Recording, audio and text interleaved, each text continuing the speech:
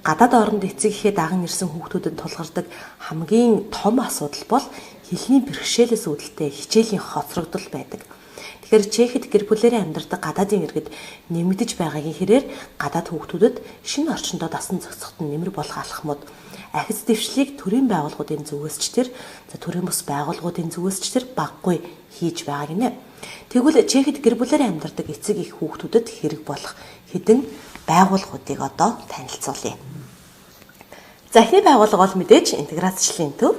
За интеграцчлалын төв бол Чехийн ерөн бүх ил том аймагуудад за мөн олон гадаад иргэдтэй хотуудад байрлаж байгаа олон салбартай. Тэгээд одоо яг миний мэдгээр Česká Lípa, Pardubice, Havlíčký Brod, Most гэдэг энэ олон газруудад интеграцчлалын төвүүд үйл ажиллагаагаа явуулдаг. Монгол хэл дээр зөвлөгөө бүх мэдээллүүдийг өгдөг. За орчуулгын үйлчилгээ явуулдаг, хуулийн зөвлөгөөг үнэгүй өгдөг.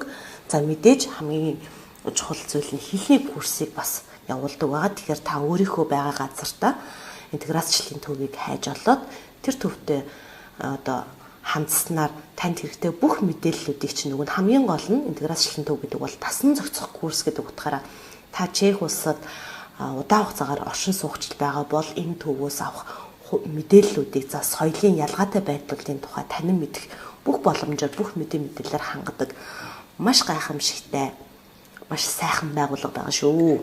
Эднийх чинь нөгөө сая энэ жилээс илүү дасан зохицох сургалтыг заавалчгүй суух сургалт болгоцсон тий. Өмнө нь болохоор тийм байгаад үзлээ.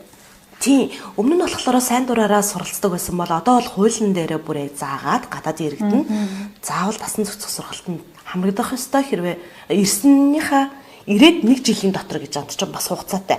Тэгээд хэрвээ тэр сургалтанд суугаагүй бол 10 хүртэлх мянган кроны торгуулалт бас орно. Гэтэ ер нь бол сонсогч заавал одоо суусан байхад үнэхээр хэрэгтэй сургалт байдаг. Яг одоо соёлын талаасаа Чех улс нь Монгол улсаас юугаараа ялгаатай юм те. Уур амьсгалынхаа талаасаа за эмчит хандхад яах юм, сургуулийн орчинд яах юм, цэцэрлэгийн орчинд хүүхдэж орох байгаа бол яах юм гэд анхан шатны бүх мэдээллүүдийг багцлаад хүргэдэг болохоор маш одоо хэрэгтэй ийм байгууллага байдаг шүү. За дараагийн байгууллага бол Meta Services. Энэ байгууллага нь төрсөн нутаг, төрлөх хэл, иргэншил зэргээс үл хамааран хүүхэд бүрт боловсролыг тэгш хүртээмжтэй байх ёстой гэсэн үзэл санааг баримтлан 2004 оноос хойш үйл ажиллагаагаа явуулж байгаа гинэ. Meta дундуур зураас Ops.EU гэсэн цахим сайтаараа дамжуулан Чехэд амьдардаг гадаад гэр бүлд хэрэг болох үс Чехийн боловсролын системийн талаарх мэдээллийг Чех, Орос, Англи хэлээр олгодог гэж байна. Ерөнхий боловсролын сургуулийн талаарх мэдээллээр хангаж зогсохгүй залуучуудад цаашаа ихтэй сургуулиас сонгох, элсэх, өөр улсаас авсан дипломо Чехийн системд дүйцүүлэх, мэргэжлийн сургуульд орох зэрэгтэй холбоотой мэдээлэл зөвлөгөөг өгдөг. Үүнээс гадна Чех хэлний курс бас хичээлүүлдэг газар байна. За дараагийн байгууллага бол Dům dětí a mládeže буюу хүүхэд залуучуудын төв. Хүүхэд шинэ газар ирээд нийгэмшгэд зөвхөн сургуулийн орчин хангалтгүй чөлөө цагаараа аль болох бусадтай харьцах ямар нэг юм хийдэг байх нь тухайн хүүхдэд шинэ орчиндөө дасан зохицох сэтгэл санаа нь өөдрөг байхад маш их нөлөөлдөг.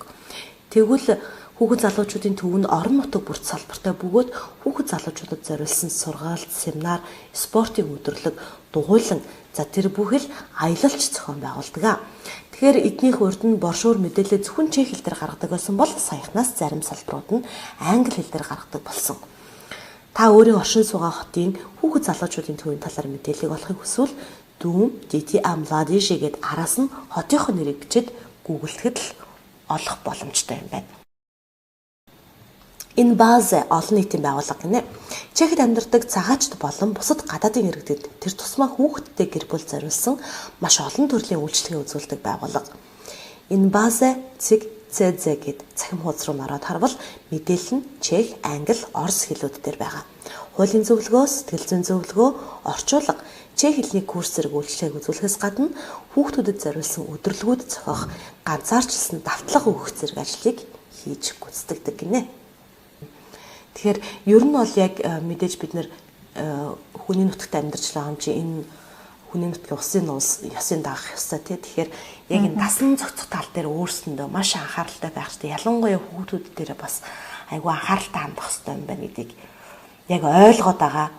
Тэгээд энэ төрлийн нөгөө олон нийтийн арга хэмжээнд оролцож идэвхтэй байх нь хүүхдэд маань айгүй тийм нэмэртэй болдог. Тэгэхгүй нөгөө зөвхөн өөрийнхөө хүрээлт юм уу ажил гэр сургууль гээл ингээд нэг юм маршрутаараа явах гэхээс илүү тухайн байгаа одоо дүүрэгтэй тий амьдарч байгаа газартаа ингээд хаана юу болж ин тэнд нь оролцох тэгээд зөвлөгөө мэдээллүүдийг авах жижигхэн хөргөн номын санд нь очиж хүртэл бүртгүүлээд тэнд нь өөрийгөө харуулах гэх мэтэр ингээд оролцоотой байснараа бас хүүхдүүд ч тэр танд өөрт чинь ч тэр тухайн хүлээж авах хүмүүст ч тэр бас айгүй эерэг байдаг шүү гэдгийг сануулмаар байна.